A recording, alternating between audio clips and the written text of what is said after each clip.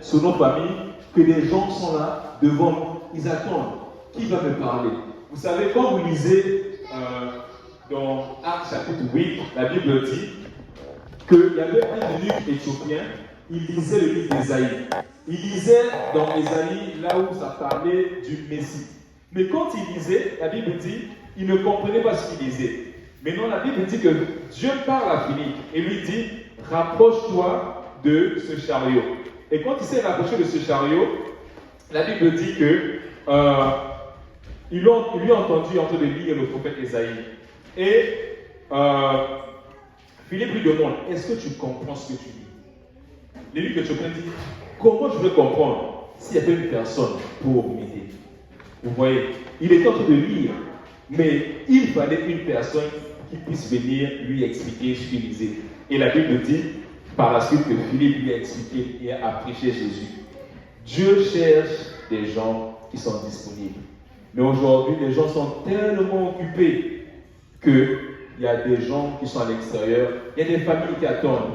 Qui va me parler? Il y a des familles qui sont brisées. Il y a des enfants. Il y a des jeunes qui sont là, qui ne savent pas quoi faire. Ils attendent juste que tu puisses peut-être leur dire, Jésus t'aime. Juste Jésus t'aime. Amen. Ça change beaucoup. Amen. Vous savez, c'est ça. Parfois, on est intimidé par l'apparence. Parfois, tu vois la personne, tu te dis, non, celui-là, je ne peux pas lui parler. Déjà, son apparence, ça me fait peur. Donc, lui ne peut pas accepter l'évangile. Tu ne sais pas, en fait, tu ne connais pas son cœur. Amen. Ose simplement parler et tu vas voir ce que la personne va dire. Amen. Ose simplement parler. Amen. Amen. Nous devons être disponibles pour le Seigneur. Nous devons nous impliquer dans la prière d'intercession pour les âmes. Il y a beaucoup d'âmes qui attendent que ça, que les gens puissent se lever et prier. Si nous voulons voir Dieu agir à Hochelaga, nous devons intercéder jour et nuit. Amen. Nous devons intercéder. Seigneur, pardonne et sauve à Hochelaga. Seigneur, à Hochelaga, sauve des âmes, sauve des familles brisées. Seigneur, pardonne et sauve. Amen. Amen. Donc la prière va demander un sacrifice. Et Dieu veut que nous puissions prier. Qui va se lever aujourd'hui pour prier afin qu'une ville soit délivrée? Dieu attend. Dieu dit, je cherche une personne qui va prier. Amen. Je cherche une personne qui va intercéder. C'est ça. Qui va se lever aujourd'hui pour dire, Seigneur, pardonne et sauve en Haïti. Moi, je crois de tout mon cœur que Dieu peut même sauver. Vous savez, en fait, il y a des situations qui se passent, c'est parce qu'on ne prie pas, en fait.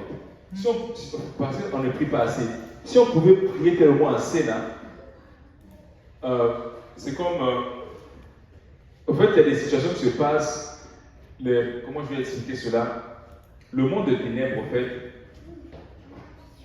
le diable a ses agents qui sont là, qui font la promotion de son royaume, de son royaume, le monde de ténèbres. Mais nous, ce que nous devons faire, en fait, il y a des situations qui se passent aujourd'hui.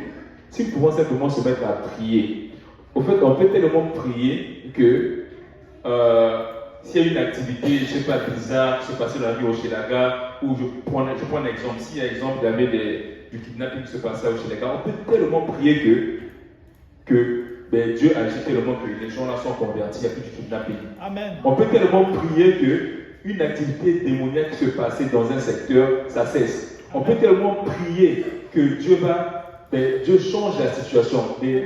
On peut tellement prier que toutes peut-être les boîtes de nuit qui sont là, ça ferme. Amen. Et les gens commencent à se convertir. C'est ça. Et Dieu cherche les gens qui vont prier. Dieu veut que nous puissions prier.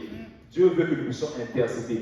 Nous devons prier pour que les âmes soient sauvées. Nous devons prier pour que les gens puissent venir au Seigneur. Amen. La prière est très importante. La prière sera toujours combattue.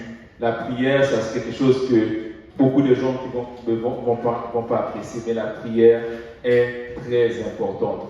Tu ne peux pas mener une vie, comment je vais le dire, une relation vraiment intime avec le Seigneur sans prière. Ça demande que tu puisses lui parler. Quand tu le parles, tu pries au Seigneur. C'est très important.